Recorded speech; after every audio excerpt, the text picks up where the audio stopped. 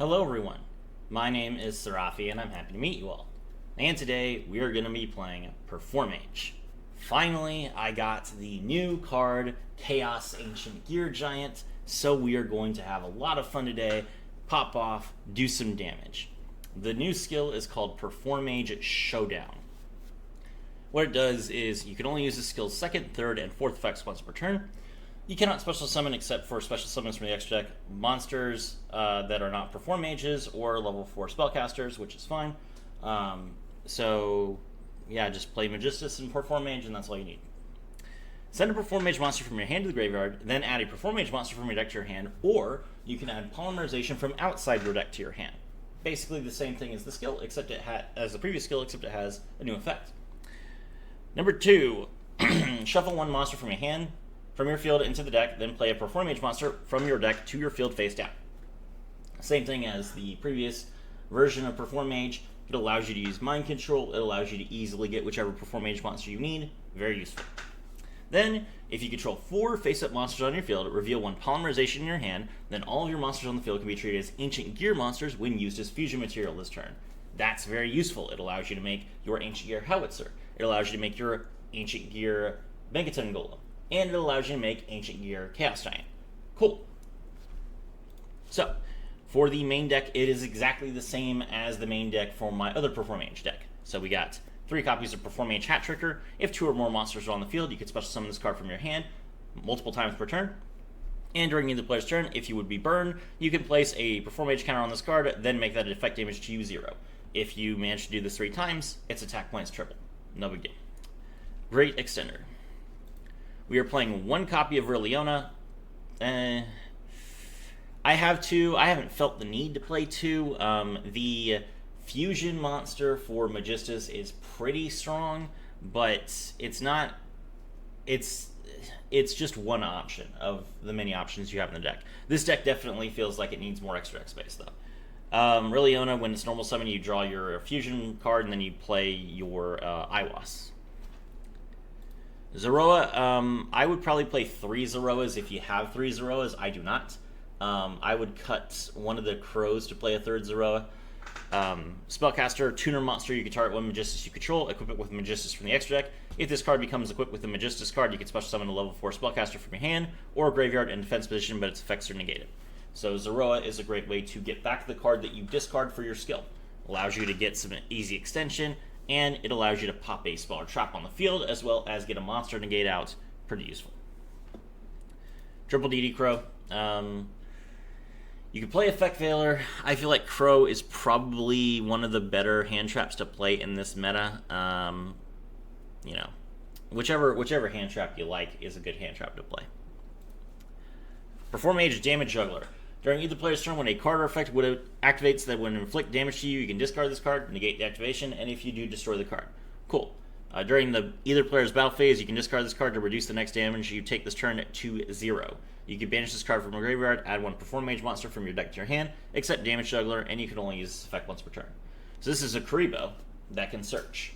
Kuriboh is a really good card in Duel Links. I know that the original Kuriboh doesn't see a lot of play, but that's mostly because it doesn't have any synergy with anything.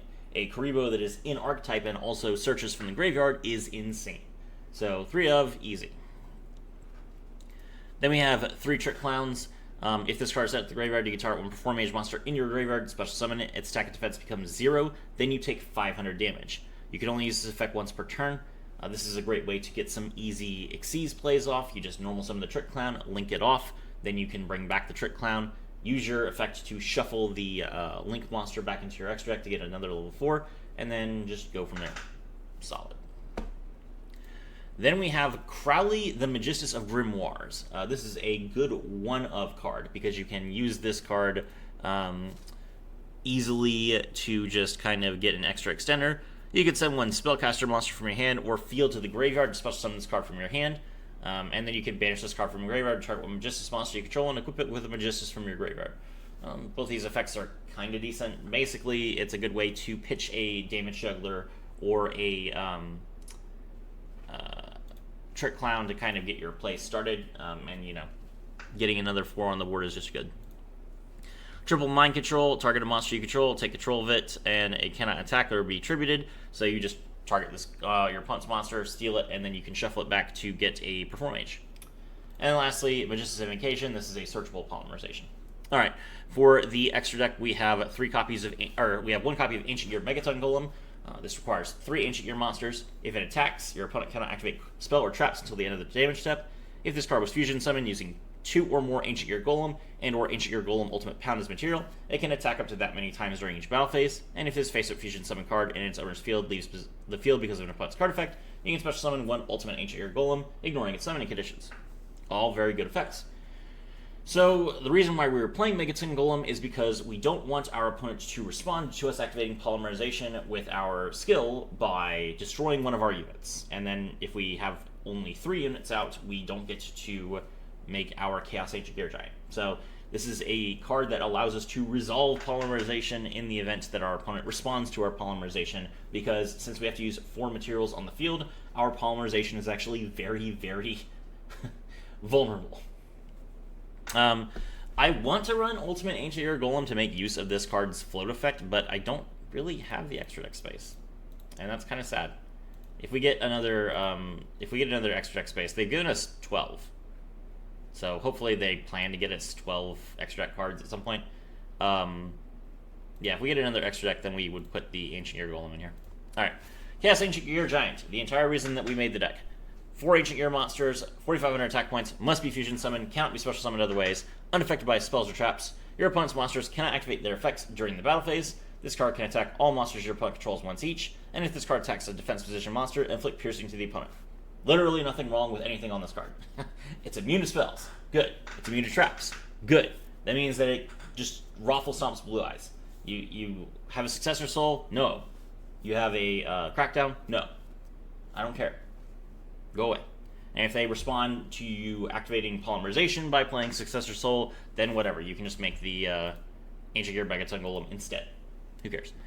And then as far as monster effects in the battle phase, yeah, okay. Nice unchained cards that you have. None of them trigger. That's fine.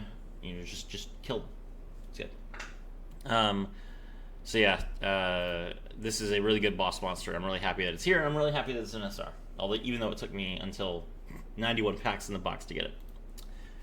IWAS, you guys know what Magistus does at this point. This is a change of heart. Trapeze Magician prevents effect damage, floats into another monster. It's a good card to make on turn 1 so that you can make sure you have 4 units. And then it also allows you to attack twice. Abyss Dweller, stop the opponent from using grave effects. Probably one of the best rank 4s to make right now. Going first. Rilliona, this is a monster negate while it's equipped to a monster. Nina Ruru, this is a spell and trap destruction while it's equipped to a monster. And Artemis is necessary for the Trick Clown. Alright, let's take a look at the replay. Alright, so we are going first against Eternal Bond. Not a good position to be in, but we have some options. So, we draw our hand out, and we have the Damage Juggler. So I'm like, okay, whatever. If you have Damage Juggler, then you just get to ignore damage. And we know that Eternal Bond doesn't summon too many monsters, so we'll just pass. Not play a single thing. It's our opponent's turn. They summon Yubel. Trade it off for a Terra Incarnate. What a cringe deck. Who would play Yubel? Summon the Ultimate Nightmare. Yubel TCG deck guide on the way, by the way. Here comes the Neos from the skill. Activate Neos Fusion. Cool, that means that the opponent can't special summon anymore, so we don't have to worry about any of their other stuff. They set 2, they attack us directly. Now, at this point, I have a decision to make. I can either use my Damage Juggler or I cannot. I choose not to, because, you know what? He's only going to deal 3,000 to me. That's not enough to kill me, so why bother? So I take the 3k to the face, and we pass. Our turn. Skill. We pitch the Damage Juggler to get to the polymerization so that I can make the Chaos Ancient Gear Giant for the video. Then we're going to normal summon the Zeroa Magistus of Flames. Zeroa Magistus of Flames' effect activates. We are going to equip the Rilliona so that we can negate the Yubel the Ultimate Nightmare and just crash into it for lethal. Then we trigger Zeroa's effect to revive the Damage Juggler, but our opponent is going to chain MST to that. That means that we don't get the monster negate. That's kind of annoying. We're going to activate Mind Control, and since we now know that we can't negate this Ultimate Nightmare, we're going to take it. Skill. Shuffle it back. Now we have our Damage Juggler, or Trick Clown. Link off into the Moon Maiden. Trick Clown effect activates. We take 500. We are down to 500 life points, chat. Whatever will we do about this elemental hero Neos Kluger? If we attack it, we take damage equal to half our monster attack points. If we destroy it, then our opponent gets to summon Neos Wise Man. How can I possibly get out of this? Alright, we activate the skill. Make all of our monsters Ancient Gears. And then we use Polymerization. Use them all off. Here comes our Chaos Ancient Gear Giant. The opponent is going to flip up the warning points. Warning point, of course, when a monster is summoned this turn, that face-up monster cannot attack. Its effects are negated. Also, it cannot be used as fusion, synchro, exceeds, or link material. Okay. We have 2 monsters on the board, so we're going to special summon our Hat Tricker. Then we will banish the damage juggler we used as fusion material to grab another Hat Tricker, which we will special summon. And now we're going to Xyz. The show must go on. Level 4, or rank 4. Performage Trapeze Magician. Trapeze Magician's effect. We're going to make it so that our Chaos Ancient Gear Giant can attack twice this turn. Then we're going to go into battle phase. We declare an attack. Our opponent cannot activate Neos Kluger's effects because Chaos Ancient Gear Giant says your opponent's monsters cannot activate their effects during the battle phase. So we attack into the Neos Kluger. He banishes the Neos Fusion from the graveyard to protect it. But we get 2 attacks, so we attack again. And then damage Trapeze Magician for lethal. There you go, chat. Performage, not the most amazing deck in the world. You know, if you specialize in the Xyz version, it's kind of tiered, but for the most part, it's kind of like a good rogue deck. So playing against another good rogue deck like Eternal Bond, showing off what you can do. I think this deck is actually pretty fun, and I do like Chaos Ancient Gear Giant as a boss monster. My name is Serafi, and I was thrilled to have all of you with me.